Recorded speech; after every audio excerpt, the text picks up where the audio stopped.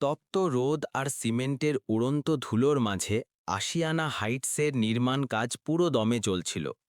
দুপুর 2টো বাজছিল, কিন্তু শ্রমিকদের কপাল থেকে ঝরতে থাকা ঘাম শুকানোর নামই নিচ্ছিল না। এই বিশাল প্রজেক্টের মালিক শেঠ জগন্নাথ তার সাদা সাফারি স্যুটে সাইটে দাঁড়িয়েছিলেন, কিন্তু আজ তার চেহারার রং ফ্যাকাশে হয়ে গিয়েছিল। ডেডলাইন কাছাকাছি ছিল এবং কাজের গতি প্রত্যাশার চেয়ে অনেক কম ছিল। শেঠ জগন্নাথ ছিলেন এক কঠোর মেজাজের মানুষ, যিনি শূন্য থেকে এই সাম্রাজ্য গড়ে তুলেছিলেন।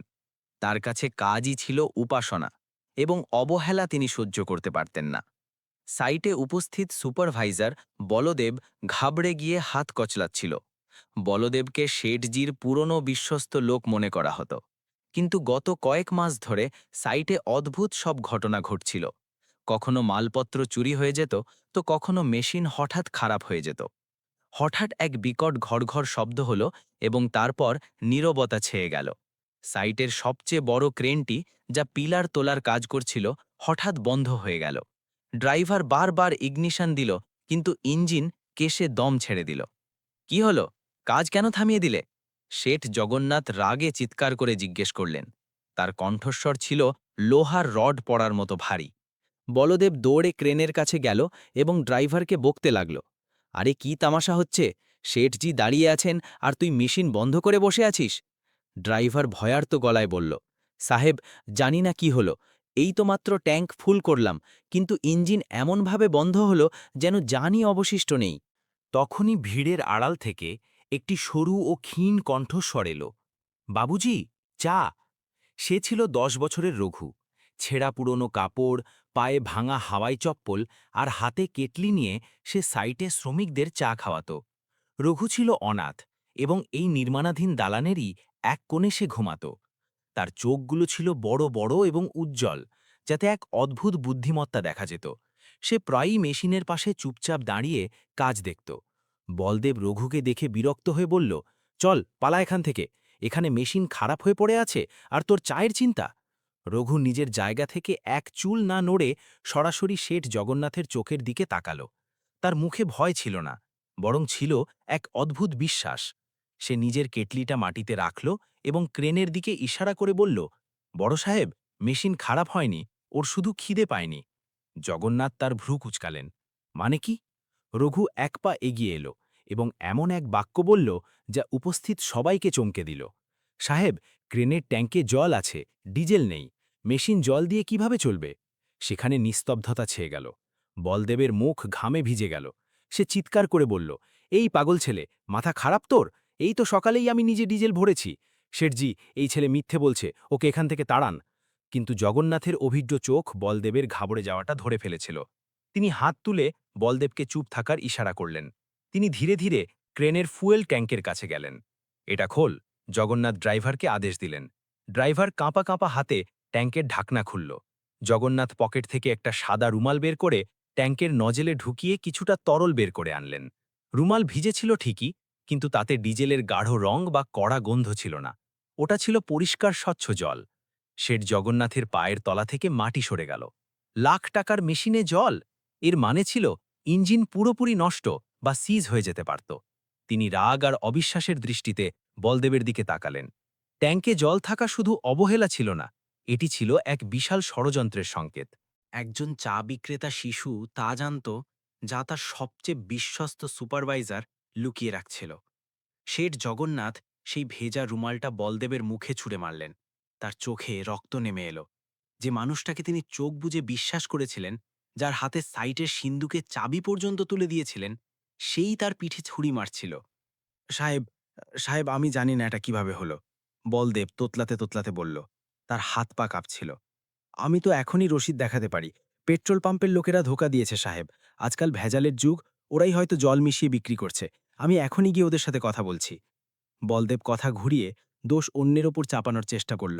সে ঘুরে চলে যেতেই চাইল, তখনই রঘু আবার বলল, পাম্পের লোকেরা চোর নয় মুন্সিজি। চুরি তো রাতের অন্ধকারে এই সাইটের পেছনের গেটে হয়। বলদেবের মুখ রাগে লাল হয়ে গেল। সে রঘুর দিকে তেড়ে এলো এবং হাত তুলল। চুপ কর, 2 পয়সার ছোকরা। বড়দের মাঝে কথা বলিস? তোকে এক্ষুনি মজা দেখাচ্ছি। তার হাত রঘুর গালে পৌঁছানোর আগেই একটি মজবুত কবজি তাকে হাওয়ায় থামিয়ে দিল। সেই হাত ছিল শেঠ জগন্নাথের। তিনি বলদেবের হাত এত জোরে মোচড় দিলেন যে তার মুখ দিয়ে চিৎকার বেরিয়ে এলো। হাত নামা! জগন্নাথ গর্জে উঠলেন। তারপর তিনি রঘুর দিকে তাকালেন, যে ভয় না পেয়ে নিজের জায়গায় দাঁড়িয়েছিল। পুরো ব্যাপারটা বলো বাবা, তুমি কিভাবে জানলে যে এটা পাম্পের লোকেদের ভুল নয়? রঘু তার কেটলিটা শক্ত করে ধরল এবং বলল, সাহেব, আমি এখানেই সিমেন্টের বস্তার আড়ালে ঘুমাই। আমার কোনো ঘর নেই। গত 1 মাস ধরে আমি দেখছি রোজ রাত 2টোয় একটা কালো টেম্পো পেছনের গেটে আসে। মুন্সিজি নিজে গেট খোলেন, তারপর এই ড্রাইভার আর মুন্সিজি মিলে মেশিন থেকে ডিজেল বের করেন আর সেই টেম্পো ড্রামগুলোতে ভরে দেন। আর বিনিময়ে ওই লোকেরা মেশিনে নীল রঙের জলের মতো কিছু একটা ঢেলে দেয়। গতরাতে হয়তো অন্ধকারেরা বেশি জল মিশিয়ে ফেলেছে, তাই আজ আপনার ক্রেন জবাব দিয়ে দিয়েছে। রঘুর প্রতিটি কথা হাতুড়ির মতো বলদেবের মিথ্যাকে গুড়িয়ে দিচ্ছিল। সেখানে দাঁড়িয়ে থাকা বাকি শ্রমিকরাও এখন কানাকানি শুরু করল। সবার মনে পড়ছিল কিভাবে গত কয়েক সপ্তাহ ধরে গাড়িগুলো জলদি খারাপ হচ্ছিল আর কাজ বারবার থেমে যাচ্ছিল। জগন্নাথ ড্রাইভারের দিকে তাকালেন। ড্রাইভার আগে থেকেই ঘামে ভিজে নিয়ে গিয়েছিল। সত্যি কথা বল, না হলে পুলিশের হাতে তুলে দেব, আর ওরা যে চামড়া তুলে নেবে সেটা তো আলাদা। জগন্নাথ সতর্ক করলেন। ড্রাইভার সঙ্গে সঙ্গে শেঠের পায়ে লুটিয়ে পড়ল। ক্ষমা করে দিন মালিক, আমাকে মুন্সিজি বাধ্য করেছিলেন। তিনি বলেছিলেন আমি যদি মুখ খুলি তবে আমার চাকরি খেয়ে নেবেন। আমরা রোজ 50 লিটার ডিজেল বের করে বিক্রি করতাম আর হিসাব মেলাতে জল মিশিয়ে দিতাম। আমি জানতাম না যে আজ মেশিন পুরো বসে যাবে। বলদেব এখন পুরোপুরি ধরা পড়ে গিয়েছিল। সে মিনতি করতে লাগল, শেঠজি, ভুল হয়ে গেছে, আমাকে ক্ষমা করুন। আমার মেয়ের বিয়ে ছিল, টাকার অভাব ছিল, তাই ইমান টলে গিয়েছিল। জগন্নাথ ঘৃণায় মুখ ফিরিয়ে নিলেন। অভাব ছিল তো চেয়ে নিতে বলদেব, আমি কখনো আমার কর্মচারীদের খালি হাতে ফেরাইনি। কিন্তু তুমি চুরি করলে, আর তার চেয়েও বড় কথা, তুমি আমার বিশ্বাস ভাঙলে। এই মেশিনের দাম লাখ লাখ টাকা, আর তুমি সামান্য কিছু টাকার জন্য এটাকে ভাঙাড়ি বানিয়ে দিলে। তিনি সঙ্গে সঙ্গে তার সিকিউরিটি গার্ডদের ইশারা করলেন, এই দুজনকে ধরে পুলিশের হাতে দাও, আর হ্যাঁ, খেয়াল রেখো যেন পালাতে না পারে। পুলিশ আসা পর্যন্ত সেখানকার পরিবেশ থমথমে ছিল। পুলিশ যখন বলদেব আর ড্রাইভারকে নিয়ে গেল, তখন সাইটে কিছুটা শান্তি এলো। কিন্তু এখন জগন্নাথের সামনে বড় সমস্যা ছিল। সুপারভাইজার জেলে চলে গেছে, ক্রেন খারাপ, আর কাজ বন্ধ। তিনি হতাশ হয়ে একটা পাথরের ওপর বসে পড়লেন। রঘু, যে এতক্ষণ সবকিছু চুপচাপ দেখছিল, ধীরে ধীরে শেঠের কাছে এলো এবং বলল, বাবুজি, চা ঠান্ডা হয়ে গেছে, আমি অন্যটা নিয়ে আসব। জগন্নাথ মাথা তুলে সেই ছোট বাচ্চাটিকে দেখলেন। নোংরা ময়লা কাপড়, উস্কো খুস্কো চুল, কিন্তু চোখে এক অদ্ভুত সত্যতা। যেখানে বড় বড় শিক্ষিত ম্যানেজাররা তাকে ধোঁকা দিচ্ছিল, সেখানে রাস্তার এক শিশু তার লাখ টাকার খুঁটি বাঁচিয়ে দিল। তোমার নাম কি বাবা? জগন্নাথ প্রথমবারের মতো নরম স্বরে জিজ্ঞেস করলেন। রঘু সাহেব, সে উত্তর দিল। রঘু, তুমি এখানে কতদিন ধরে কাজ করছ? কাজ তো করি না সাহেব, শুধু শ্রমিকদের চা খাওয়াই, আর যা রুখা সুখা জোটে তাই খেয়ে নি। মা বাবা ছোটবেলায় মারা গেছেন, তখন থেকে এই আকাশই আমার ছাদ। জগন্নাথের বুকে একটা ব্যথা অনুভব হল। তিনি পকেট থেকে একটা 100 টাকার নোট বের করে রঘুর দিকে বাড়িয়ে দিলেন। এই নাও, আজকের পুরস্কার। রঘু হাত জোর করল। না সাহেব, আমার টাকা চাই না, আমি পুরস্কারের জন্য বলিনি। ওই মেশিনটা, ওটা আমার খুব ভালো লাগে, ওটাকে খারাপ হতে দেখে আমার ভালো লাগেনি। শেঠ জগন্নাথ সেই বাচ্চার আত্মমর্যাদা দেখে অবাক হয়ে গেলেন। আজকের যুগে যখন মানুষ নিজের আপন ভাইয়ের গলা কাটতে তৈরি থাকে, তখন এই অনাথ শিশু টাকার প্রস্তাব ফিরিয়ে দিচ্ছে। তখনই জগন্নাথের মাথায় একটা চিন্তা এলো। তিনি নোটটা পকেটে ফেরত রাখলেন এবং উঠে দাঁড়ালেন। টাকা চাই না? ঠিক আছে, তাহলে বলো তোমার কি চাই? চাও? আজ শেঠ জগন্নাথ খুশি। রঘু নিজের নজর নিচু করল এবং পায়ের আঙুল দিয়ে মাটি খুঁড়তে লাগল। কিছুক্ষণ চুপ থাকার পর সে মৃদু স্বরে বলল, সাহেব, আপনি কি আমাকে পড়া শেখাতে পারেন? জগন্নাথের কানে রঘুর শব্দগুলো কোনো মন্ত্রের মতো বাজছিল। আপনি কি আমাকে পড়া শেখাতে পারেন? একজন অনাথ শিশু যার গায়ে দেওয়ার মতো ভালো কাপড় নেই, সে টাকার বান্ডিল প্রত্যাখ্যান করে কলম আর বই চাইছে। জগন্নাথের চোখে জল চলে এলো। তার নিজের শৈশবের কথা মনে পড়ে গেল, যখন তিনি স্ট্রিট লাইটের নিচে বসে পড়তেন, কারণ বাড়িতে বিদ্যুৎ ছিল না। তিনি নিচু হয়ে রঘুর কাঁধে হাত রাখলেন। সেই হাত এখন আর কোনো মালিকের ছিল না, বরং ছিল একজন অভিভাবকের। শুধু পড়াই নয় বাবা, আমি তোমাকে এত যোগ্য বানাবো যে একদিন তুমি নিজেই এরকম শত শত মেশিন কিনতে পারবে। জগন্নাথ সেই মুহূর্তেই ঘোষণা করলেন, আজ থেকে রঘু আর চা বেচবে না, ওর দায়িত্ব এখন আমার। সেখানে দাঁড়িয়ে থাকা শ্রমিকরা অবাক হয়ে গেল। যে ছেলেটিকে তারা গতকাল পর্যন্ত বকে তাড়িয়ে দিত, আজ বড় শেঠ তাকে নিজের চকচকে গাড়িতে বসাচ্ছেন। রঘু ইতস্তত করছিল, তার কাপড় নোংরা ছিল আর গাড়ির সিটগুলো মখমলের। সে পিছিয়ে গিয়ে বলল, সাহেব, গাড়ি নোংরা হয়ে যাবে। জগন্নাথ হেসে বললেন, গাড়ি তো ধুয়ে যাবে রঘু, কিন্তু তোমার এই প্রতিভা যদি ধুলোয় মিশে যায়, তবে সেই পাপ কখনো ধোবে না। বসে পড়ো। সেই দিন থেকে রঘুর দুনিয়া বদলে গেল। নির্মাণ সাইটের ধুলো আর কোলাহল থেকে দূরে সে শহরে এক আলিশান বাংলোয় পৌঁছে গেল। চাকররা তাকে স্নান করিয়ে নতুন জামা কাপড় পরিয়ে দিল। যখন সে আয়নার সামনে দাঁড়ালো, তখন নিজের চোখকেই বিশ্বাস করতে পারছিল না। সে সেই একই চা বিক্রেতা ছেলে ছিল, কিন্তু এখন তার চোখে ছিল এক নতুন জেল্লা আর আত্মবিশ্বাস। পরের সপ্তাহেই জগন্নাথ তাকে শহরের সবচেয়ে নামকরা ইংরেজি মাধ্যম স্কুলে নিয়ে গেলেন। প্রিন্সিপাল রঘুর পুরনো রেকর্ড আর তার বয়স দেখে নাক সিটকালেন। মিস্টার জগন্নাথ, প্রিন্সিপাল চশমা ঠিক করতে করতে বললেন, আমরা আপনাকে সম্মান করি, কিন্তু এই স্কুল শহরের অভিজাত পরিবারের সন্তানদের জন্য। এই ছেলেটি, এর ব্যাকগ্রাউন্ড, এর ভাষা, ও এখানে মানিয়ে নিতে পারবে না। বাকি বাচ্চারা ওকে নিয়ে মজা ওড়াবে, আর ও ডিপ্রেশনে চলে যাবে। ভালো হবে আপনি ওকে কোনো সরকারি স্কুলে বা স্কিল সেন্টারে ভর্তি করে দিন। জগন্নাথ রঘুর দিকে তাকালেন, যে ভয়ে মাথা নিচু করে দাঁড়িয়েছিল। জগন্নাথ প্রিন্সিপালের টেবিলে হাত রাখলেন এবং দৃঢ়তার সাথে বললেন, প্রিন্সিপাল সাহেব, কয়লার খনিতেই হিরে পাওয়া যায়। পরিবেশই যদি সব হতো, তবে আমি আজ এখানে থাকতাম না, কোনো ধাবায় থালা বাসন ধোতাম। এই ছেলেটার মধ্যে আমি এমন কিছু দেখেছি যা আপনার স্কুলের টপারদের মধ্যেও নেই, শেখার খিদে। আপনি ওকে ভর্তি করুন, যদি ও ফেল করে তবে আমি নিজেই ওকে নিয়ে যাব। জগন্নাথের পরিচিতি আর জেদের কাছে প্রিন্সিপালকে নতি স্বীকার করতে হলো। রঘুর ভর্তি হয়ে গেল। কিন্তু আসল লড়াই তো এখন শুরু হলো। ক্লাসে বাচ্চারা ওকে চা বিক্রেতা বলে খ্যাপাত। ও ইংরেজির একটা শব্দ জানত না। টিচাররা যা পড়াতেন তা ওর মাথার ওপর দিয়ে যেত। প্রথম মাস ও প্রতি রাতে বালিশে মুখ গুজে কাঁদত। ওর মনে হতো ও শেঠজির বিশ্বাস ভেঙেছে। ওর আবার সেই চায়ের কেটলির কাছে ফিরে যাওয়া উচিত। এক রাতে জগন্নাথ নিজের স্টাডি রুমে একটা বড় প্রজেক্টের নকশা বা ব্লুপ্রিন্ট নিয়ে মাথা ঘামাচ্ছিলেন। একটা ব্রিজের ডিজাইন পাস হচ্ছিল না। তাতে কিছু কারিগরি ত্রুটি ছিল যা ধরা যাচ্ছিল না। জগন্নাথ ক্লান্ত হয়ে সোফায় শুয়ে পড়লেন। তখনই রঘু, যে জলের জগ নিয়ে এসেছিল, টেবিলের কাছে এসে থামল। সে নকশাটির দিকে খুব মন দিয়ে তাকাতে লাগল। তার চোখগুলো সেই রেখাগুলোর ওপর দৌড়াচ্ছিল। সে টেবিলের ওপর রাখা পেন্সিলটা তুলে একটা পিলারের কাছে একটা ছোট চিহ্ন দিয়ে দিল। জগন্নাথের চোখ খুললে তিনি রঘুকে নকশার ওপর ঝুঁকে থাকতে দেখলেন। তিনি বকতে যাবেন, এমন সময় রঘু ভয়ে ভয়ে বলল, বাবুজি, এই পিলারটা, এটা ভুল জায়গায় আছে। যদি নদীর জল বাড়ে তবে এর ভার এখানে টিকবে না। এটাকে কিছুটা তেরছা হওয়া উচিত, যেমন আমাদের সাইটের ক্রেনের হাতটা থাকে। জগন্নাথ চমকে উঠলেন। তিনি চশমা পরে নকশাটা মন দিয়ে দেখলেন। যে ভুল তার বড় বড় ইঞ্জিনিয়াররা ধরতে পারেননি, তাই শিশুটি শুধু তার ব্যবহারিক জ্ঞান আর পর্যবেক্ষণের মাধ্যমে ধরে ফেলেছে। সাইটে কাটানো বছরগুলো তাকে ইঞ্জিনিয়ারিংয়ের সেই ধারণা দিয়েছিল যা বইয়ে পাওয়া যায় না। জগন্নাথ রঘুকে জড়িয়ে ধরলেন। তোর ইংরেজি আসে না তো কি হয়েছে বাঘ? তোর তো এমন কিছু জানা আছে যা বইয়ে লেখা নেই। তুই চিন্তা করিস না, আজ থেকে আমি তোর টিউটর হব। সেই রাতের পর সব কিছু বদলে গেল। দিনে স্কুল আর রাতে জগন্নাথের পাঠশালা। রঘু হাড়ভাঙা পরিশ্রম করল। ৩ বছর কেটে গেল। যে ছেলেটি একসময় ক খ জানত না, সে এখন তার ক্লাসে টপ করছিল।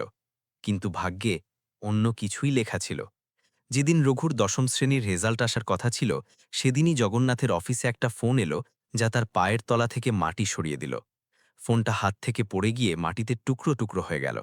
অপর দিক থেকে আসা কণ্ঠস্বরটি তখনও কানে বাজছিল, শেঠজি, পুলিশ ওয়ারেন্ট নিয়ে আসছে। সুরজপুর ফ্লাইওভারের একটা অংশ ভেঙে পড়েছে। অভিযোগ আমাদের উপর যে আমরা নিম্নমানের সামগ্রী ব্যবহার করেছি। জগন্নাথের কাছে এই খবরটি ছিল এক বোমা বিস্ফোরণের মতো। সুরজপুর ফ্লাইওভার ছিল তার স্বপ্নের প্রজেক্ট। তিনি এতে সবচেয়ে সেরা মানের সামগ্রী ব্যবহার করেছিলেন। এই দুর্ঘটনাটি শুধু একটি দুর্ঘটনা ছিল না, বরং ছিল এক গভীর ষড়যন্ত্র। বুকে এক তীব্র ব্যথা উঠল এবং জগন্নাথ নিজের চেয়ারেই লুটিয়ে পড়লেন। তার চোখের সামনে অন্ধকার ছেয়ে এলো। যে সাম্রাজ্যে বানাতে তিনি সারা জীবন ব্যয় করেছিলেন তা তাসের ঘরের মতো ভেঙে পড়ছিল। ঠিক সেই সময় রঘু স্কুল বাস থেকে নামল এবং বাংলোর গেটের দিকে দৌড়ে এলো। তার হাতে ছিল রেজাল্ট আর মুখে এক বড় হাসি। সে পুরো জেলায় টপ করেছিল। সে ভাবছিল আজ বাবুজি কত খুশি হবেন, হয়তো তাকে জড়িয়ে ধরবেন, হয়তো তার পছন্দের মিষ্টি খাওয়াবেন। কিন্তু গেটে পৌঁছতেই তার পা থমকে গেল। সেখানে পুলিশের গাড়ি দাঁড়িয়েছিল। সাইরেনের লাল নীল বাতি পরিবেশকে ভীতিপ্রদ করে তুলছিল। চাকরবাকররা যারা গতকাল পর্যন্ত শেরজির আগে পিছে ঘুরত, তারা নিজেদের মালপত্র গুটিয়ে পেছনের দরজা দিয়ে পালাচ্ছিল। বাবুজি রঘু চিৎকার করল এবং ভিড় ঠেলে ভেতরে ঢুকল। লবিতে দৃশ্যটি ছিল হৃদয় বিদারক। জগন্নাথ স্ট্রেচারে ছিলেন, অচেতন। পুলিশ আর ডাক্তাররা তাকে অ্যাম্বুলেন্সে তুলছিলেন। ব্যাংকের কর্মকর্তারা বাড়ির দেওয়ালে নোটিশ সারছিলেন, সম্পত্তি বাজেয়াপ্ত। রঘু অ্যাম্বুলেন্সের পেছনে দৌড়ল। আমার বাবুজির কি হয়েছে? ওকে কোথায় নিয়ে যাচ্ছেন? একজন পুলিশ ইন্সপেক্টর তাকে থামিয়ে দিল। পেছনে হট ছেলে, তোর বাপ সরকারি টাকা তোছরূপ করেছে আর মানুষের জান নিয়েছে। এখন এই বাড়ি আর এই সম্পত্তি সরকারের। রঘুর চোখ দিয়ে জল ঝরতে লাগল। সে তার রেজাল্টটা সেখানেই মাটিতে ফেলে দিল। ৯০% নম্বর এখন কাগজের টুকরো ছাড়া আর কিচ্ছু ছিল না। সে অ্যাম্বুলেন্সের পেছনে দৌড়ল, পড়ে গিয়ে কোনো মতে হাসপাতালে পৌঁছল। ডাক্তাররা জানালেন যে জগন্নাথের বড় ধরনের আঘাত লেগেছে এবং তিনি পক্ষাঘাতগ্রস্ত, প্যারালাইজড হয়ে গেছেন। তার শরীর বেঁচে গেল ঠিকই, কিন্তু তিনি আর হাঁটাচলা করতে পারছিলেন না এবং কথাও বলতে পারছিলেন না। পরের ২৪ ঘন্টা রঘুর জীবনের সবচেয়ে ভয়াবহ সময় ছিল। ব্যাংকের সব অ্যাকাউন্ট সিল করে দেওয়া হয়েছিল। পকেটে ফুটো পয়সাও ছিল না। যে আত্মীয় আর বন্ধুরা গতকাল পর্যন্ত জগন্নাথের পার্টিতে বিনামূল্যে মদ খেতে আসত, আজ তারা ফোন ধরাও বন্ধ করে দিয়েছিল। হাসপাতালের বিল ভরার জন্যে রঘু তার স্কুলের ঘড়ি আর সেই সোনার চেন বিক্রি করে দিল, যা জগন্নাথ তাকে আগের জন্মদিনে দিয়েছিলেন। দুদিন পর যখন জগন্নাথকে ডিসচার্জ করা হলো, তখন তাদের যাওয়ার মতো কোনো ঘর ছিল না। হুইল চেয়ারে বসে থাকা নিষ্পন্দ শরীরের জগন্নাথের চোখ থেকে শুধুই জল ঝরছিল। তিনি তার ছেলেকে রাস্তায় নিয়ে এসেছিলেন। রঘু তার হুইল চেয়ারের হতলটা শক্ত করে ধরল। তার চোখে এখন আর শৈশব ছিল না, বরং ছিল একজন প্রাপ্তবয়স্কের গাম্ভীর্য। সে জগন্নাথের সামনে হাঁটু গেড়ে বসল এবং তার ঠান্ডা হাতটা নিজের হাতে নিল। বাবুজি, কাঁদবেন না, রঘু ভারী গলায় বলল। যখন আমি রাস্তায় ছিলাম তখন আপনি আমার হাত ধরেছিলেন। আজ আপনি বিপদে পড়েছেন, তো আমি কি আপনাকে ছেড়ে দেব? আপনি আমাকে পড়িয়েছেন, যোগ্য বানিয়েছেন। এই বাড়ি, এই টাকা, এই সম্মান সব ফিরে আসবে। এটা রঘুর ওয়াদা। শহরের যে কোণে আশিয়ানা হাইটসের নির্মাণ কাজ একসময় শেঠ জগন্নাথ করছিলেন, তারই কাছে একটি ছোট ভাঙাচোরা ঝুপড়ি ঘর ভাড়া নিয়ে রঘু তার বাবাকে রাখল। রাজা এখন প্রজা হয়ে গিয়েছিল, আর রাজকুমার এখন শ্রমিক। কিন্তু পেটের আগুন কোনো ডিগ্রির তোয়াক্কা করে না। টাকা ফুরিয়ে গিয়েছিল এবং জগন্নাথের ওষুধগুলো ছিল খুব দামি। রঘু অনেক জায়গায় চাকরি খুঁজল, কিন্তু দুর্নীতিবাজ শেঠের ছেলে হওয়ার কারণে তাকে সব জায়গা থেকে তাড়িয়ে দেওয়া হলো। ক্লান্ত হয়ে রঘু সেই পুরনো কনস্ট্রাকশন সাইটে গেল, যেখানে সে একসময় চা বিক্রি করত। এখন সেখানে কাজ করাচ্ছিল শেঠ খান্না, যে ছিল জগন্নাথের সবচেয়ে বড় শত্রু এবং যে সম্ভবত সেই ষড়যন্ত্র করেছিল। রঘু সুপারভাইজারকে বলল, সাহেব, আমার কাজ চাই, আমি যে কোনো কাজ করতে পারব। সুপারভাইজার তাকে চিনে ফেলল। আরে, এ তো সেই ছোট সাহেব। কেন, এখন বাপের সিন্দুক খালি হয়ে গেল নাকি? সেখানে দাঁড়িয়ে থাকা শ্রমিকরা হা হা করে হাসতে লাগল। তখনই এক কালো মার্সিডিস সেখানে এসে থামল। সেখান থেকে শেঠ খান্না নামল। সে রঘুকে আপাদমস্তক দেখল এবং এক ক্রূর হাসির সাথে বলল, কাজ চাই? ঠিক আছে, আমার জুতোয় ধুলো লেগেছে, এটা পরিষ্কার করে দে। যদি ঠিকমতো পরিষ্কার করিস তবে দিনমজুর হিসাবে রেখে দেব। রঘুর মুষ্টি এক মুহূর্তের জন্য শক্ত হয়ে গেল। তার রক্তে সেই একই তেজ ছিল যা কখনো হার মানেনি। তার ইচ্ছে করল খান্নার মুখে থুতু দিয়ে সেখান থেকে চলে যেতে, কিন্তু পরের মুহূর্তেই তার চোখের সামনে তার বাবার অসহায় মুখ আর কেবিলের উপর পড়ে থাকা ওষুধের খালি শিশি ভেসে উঠল। আত্মসম্মান বড়, কিন্তু বাবার জীবনের চেয়ে বড় নয়। সেখানে উপস্থিত শত শত শ্রমিকের নজর রঘুর ওপর ছিল। রঘু ধীরে ধীরে নিচু হল। সে তার পুরনো জামার আস্তিনটা হাতে নিল এবং শেঠ খান্নার ধুলোমাখা চামড়ার জুতো ঘষে ঘষে পরিষ্কার করে দিল। খান্নার এক অট্টহাসি দিল এবং পকেট থেকে ১০ টাকার একটা নোট বের করে রঘুর ওপর ছুঁড়ে মারল। সাব্বাস, এটাই তোর যোগ্যতা। যা, ওই ইটের স্তূপ ৩য় তলায় পৌঁছে দে। যদি একটা ইঁটও ভাঙে তবে এই ১০ টাকাও কেটে নেব। রঘু মাটি থেকে নোটটা কুড়িয়ে নিল, ভিক্ষা মনে করে নয়, বরং নিজের পরিশ্রমের প্রথম রোজগার মনে করে। সে নোটটা কপালে ছোঁয়ালো এবং চুপচাপ ইট তোলার কাজ শুরু করল।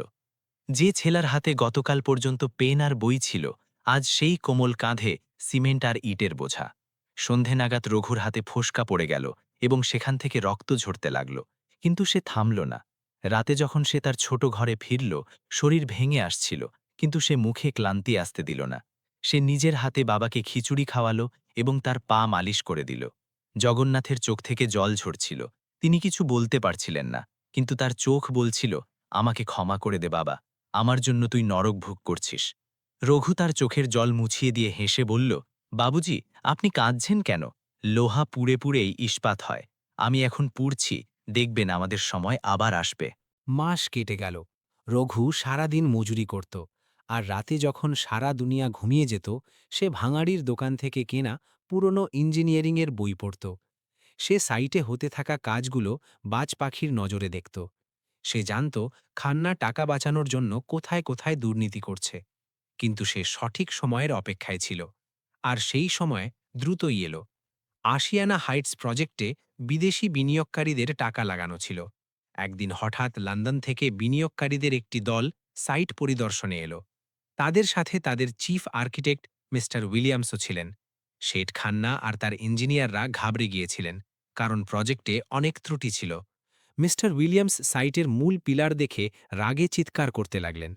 তিনি ইংরেজিতে কিছু কারিগরি ত্রুটির কথা বলছিলেন। This structure's load distribution is completely wrong. The shear force calculation is off by 15%. This building will collapse in an earthquake. এই কাঠামোর লোড ডিস্ট্রিবিউশন পুরোপুরি ভুল। শিয়ার ফোর্সের গণনা 15% কম। এই ভবনটি ভূমিকম্পে ধসে পড়বে। শেঠ খান্না ইংরেজি ভালো জানতেন না, এবং তার ইঞ্জিনিয়াররাও বিদেশি টোন বুঝতে পারছিলেন না।